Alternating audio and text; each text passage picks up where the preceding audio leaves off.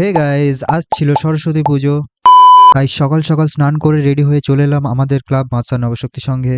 আর দেখো, সবকিছু অগোছালো হয়ে আছে, এখনো কিচ্ছু গোছানো হয়নি। তার উপরে আমরা ছিলাম মাত্র দুজন, আর বাকিরা এখনো আসেনি। অ্যাকচুয়ালি কাল রাতে পুজোর বাজার করা, ঠাকুর আনা, এইসবের মধ্যে একটু লেট হয়ে গেছিল, তাই ওদের ঘুম থেকে উঠতে একটু লেট হচ্ছে। প্রথমে তো আমরা ফুল দিয়ে গেটটা একটু সাজিয়ে নিলাম।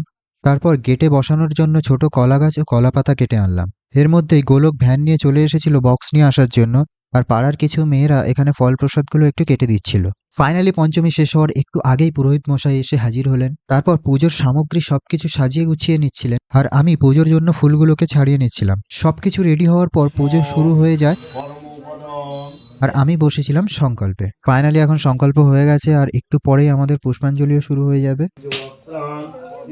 পুষ্পাঞ্জলি হওয়ার পর এবার হোমের জন্য আয়োজন চলছে, আর হোমের বেল কাঠগুলো কাটার সময় একটু সাইজে ছোট হয়ে গেছিল, তাই সাজাতে একটু দেরি হচ্ছিল। তারপর আমি একটু আগুনে ঘি দেওয়ার কাজ করলাম। একটু পরেই আগুনের শিখা বেড়ে উঠতে শুরু করলো, আর সাথে ধোঁয়াও। সরস্বতী দেবী শুধুমাত্র জ্ঞান বা সঙ্গীতের দেবী নয়, তিনি আমাদের জীবনের প্রতিটি ভালোবাসা, শান্তি এবং সৃজনশীলতার উৎস। ফাইনালি হোম শেষ হওয়ার সাথে সাথে আমাদের এবছরের পুজোও সম্পন্ন হলো। এখন সবাইকে প্রসাদ বিতরণ করা হবে। সবাইকে জানাই শুভ সরস্বতী পূজা। এই পুজোতে তোমরা সবাই কি করলে অবশ্যই কমেন্টে জানিও। আজকের মতো টাটা, আবার দেখা হচ্ছে নেক্সট পার্টে।